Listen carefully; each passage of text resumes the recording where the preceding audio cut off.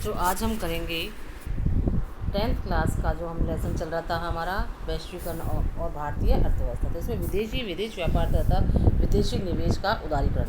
हम भारत में चीनी खिलौनों के आयात वाले उदाहरणों पर वापस लौटते हैं। मान लीजिए कि भारत सरकार खिलौनों के आयात पर कर लगाती है, तब क्या होगा? इसका अर्थ है कि जो इन खिलौनों का आयात करना चाहते हैं उन्हें इन पर कर देना होगा। कर के कारण खरीदारों को आयातित खिलौनों की अधिक कीमत चुकानी होगी।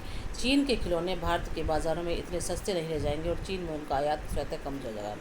भारत के खिलौने निर्माता अधिक समृद्ध हो जाएंगे। आयात पर कर व्यापार अवरोधक का एक उदाहरण है। व्यापार अवरोधक इसलिए कहा जाता है क्योंकि यह कुछ प्रतिबंध लगाता है। सरकारें व्यापार अवरोधक का प्रयोग विदेशी व्यापार में वृद्धि या कटौती करने और देश में किस प्रकार की वस्तुएं कितनी मात्रा में आयात होनी चाहिए, मतलब आनी चाहिए, यह निर्णय करने के लिए कर सकती है। स्वतंत्रता के बाद भारत सरकार ने विदेश व्यापार विदेशी निवेश पर प्रतिबंध लगा रखा है। देश के उत्पादकों को विदेशी प्रतिस्पर्धा से संरक्षण प्रदान करने के लिए अनिवार्य माना गया है। 1950 और 60 के दशकों में उद्योगों का उदय हो रहा था और इस अवस्था में आयात से प्रतिस्पर्धा इन उद्योगों को बढ़ने नहीं देती थी। इसीलिए भारत ने केवल अनिवार्य चीज़ों जैसे मशीनरी, उर्वरक और पेट्रोलियम की आयात की अनुमति दी है। ध्यान दीजिए कि सभी विकसित देशों ने विकास के प्रारंभिक चरणों में घरेलू उत्पादों को विभिन्न तरीकों से संरक्षण दिया है। भारत में करीब सन 1991 के प्रारंभ से नीतियों के कुछ दूरगामी परिवर्तन किए गए हैं। सरकार ने यह निश्चय किया कि भारतीय उत्पादकों के लिए विश्व के उत्पादकों से प्रतिस्पर्धा करने का समय आ गया है। यह महसूस किया गया कि प्रतिस्पर्धा से देश में उत्पादकों के प्रदर्शन में सुधार होगा, क्योंकि उन्हें अपनी गुणवत्ता में सुधार करना होगा। क्योंकि जब बाहर से अच्छी चीज़ें आएंगी और हमारी चीज़ें थोड़ी कम क्वालिटी की होंगी तो इससे क्या होगा कि हमारी चीज़ें नहीं बिकेंगी। तो हमें क्या करना होगा, जो हमारा चीज़ें हैं उनमें सुधार करना होगा, प्रदर्शन में सुधार करना होगा और उनकी गुणवत्ता में सुधार करना होगा। इस निर्णय का प्रभावशाली अंतर्राष्ट्रीय संगठनों ने समर्थन किया। अतः विदेश व्यापार और विदेशी निवेश पर से अवरोधों को काफ़ी हद तक हटा दिया गया है। इसका अर्थ है कि वस्तुओं का आयात निर्यात सुगमता से किया जा सकता था और विदेशी कंपनियां यहां अपने कार्यालय और कारखाने स्थापित कर सकती थी। सरकार द्वारा अवरोधों अथवा प्रतिबंधों को हटाने की प्रक्रिया उदारीकरण के नाम से जानी जाती है। जो सरकार द्वारा अवरोध रुकावट की तरह से, और प्रतिबंध रुकावट या प्रतिबंध जैन जिसको कह देते हैं, कि जो उतारने की प्रक्रिया उदारीकरण के नाम से जानी जाती है। व्यापार के उदारीकरण से व्यवसायियों को मुक्त रूप से निर्णय लेने की अनुमति मिली है कि वे क्या आयात और या निर्यात करना चाहते हैं। सरकार पहले की तुलना में कम नियंत्रण करती है और इसलिए इसे अधिक उदार कहा जाता है। अगला है विश्व व्यापार संगठन। विश्व व्यापार संगठन एक ऐसा संगठन है जिसका उद्देश्य अंतर्राष्ट्रीय व्यापार को उदार बनाना है। विकसित देशों की पहल पर शुरू किया गया विश्व व्यापार संगठन अंतर्राष्ट्रीय व्यापार से संबंधित नियमों को निर्धारित करता है और यह देखता है कि इन नियमों का पालन हो। वर्तमान में विश्व के लगभग 160 देश विश्व व्यापार संगठन के सदस्य हैं। यद्यपि विश्व व्यापार संगठन सभी देशों को मुक्त व्यवहार की सुविधा देता है, परंतु व्यवहार में यह देखा गया है कि विकसित देशों ने अनुचित ढंग से व्यापार अवरोधकों को बरकरार रखा है। दूसरी ओर विश्व व्यापार संगठन के नियमों ने विकासशील देशों के व्यापार अवरोधों को हटाने के लिए विवश किया है। इसका एक उदाहरण कृषि उत्पादों के व्यापार पर वर्तमान बहस है। भारत में वैश्वीकरण का प्रभाव।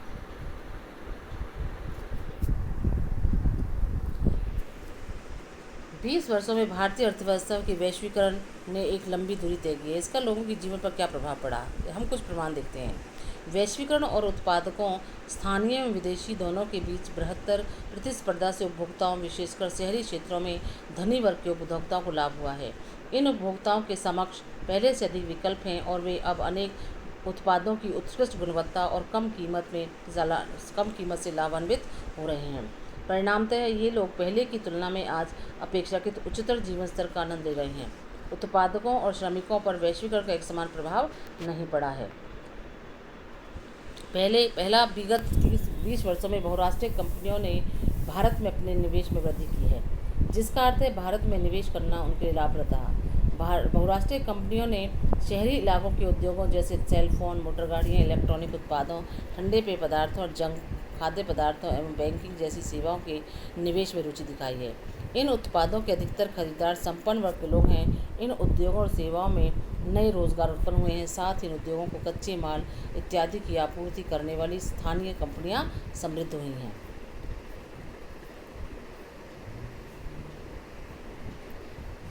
दूसरा, अनेक शीर्ष भारतीय कंपनियां बड़ी हुई प्रतिस्पर्धा से लाभान्वित हुई हैं। इन कंपनियों ने नवीनतम प्रौद्योगिकी और उत्पादन प्रणाली में निवेश किया और अपने उत्पादन मानकों को ऊंचा उठाया। कुछ ने विदेशी कंपनियों के साथ सफलतापूर्वक सहयोग कर लाभ अर्जित किया। इससे भी आगे वैश्वीकरण ने कुछ बड़ी भारतीय कंपनियों को बहुराष्ट्रीय कंपनियों के रूप में उभरने के योग्य बनाया है, जैसे Tata Motors, Infosys, Ranbaxy, Asian paints, Sundaram fasteners.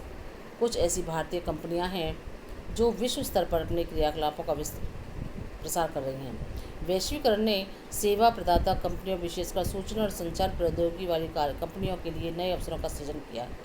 भारतीय कंपनी द्वारा लंदन स्थित कंपनी के लिए पत्रिका का प्रकाशन और कॉल सेंटर इसके उदाहरण हैं। इसके अतिरिक्त आंकड़ा प्रविष्टि, डाटा एंट्री, लेखाकरण, प्रशासनिक कार्य, इंजीनियरिंग जैसी कई सेवाएं भारत जैसे देशों में अब सस्ते में उपलब्ध हैं और विकसित देशों को निर्यात की जाती हैं।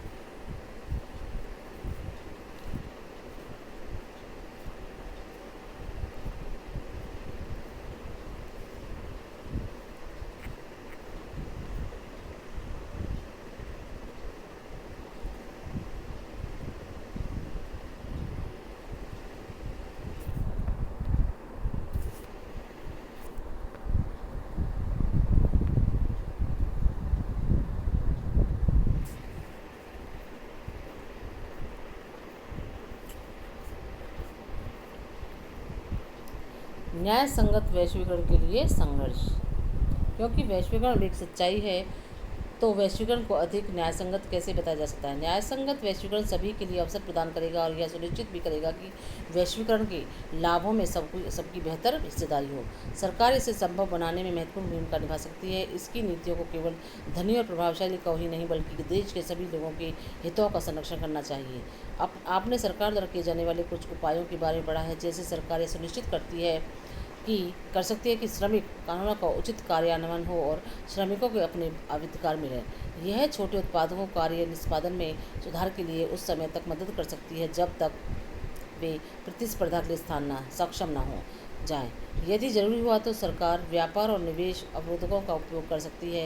यह न्यायसंगत नियमों के लिए विश्व व्यापार संगठन के समझौते भी कर सकती है। विश्व व्यापार संगठन में विकसित देशों के वर्चस्व के विरुद्ध समान हितों वाले विकासशील देशों को मिलकर लड़ना होगा। विगत कुछ वर्षों में बड़े अभियानों और जन संगठनों के प्रतिनिधियों ने विश्व व्यापार संगठन के व्यापार निवेश से संबंधित महत्वपूर्ण निर्णयों को प्रभावित किया। यह प्रदर्शित करता है कि जनता भी न्यायसंगत वैश्वीकरण के संघर्ष में महत्वपूर्ण भूमिका निभा सकती है। तो ये हमारा लेसन यहाँ पर पूरा हो गया है। अब इसके क्वेश्चन आंसर आपको करने हैं।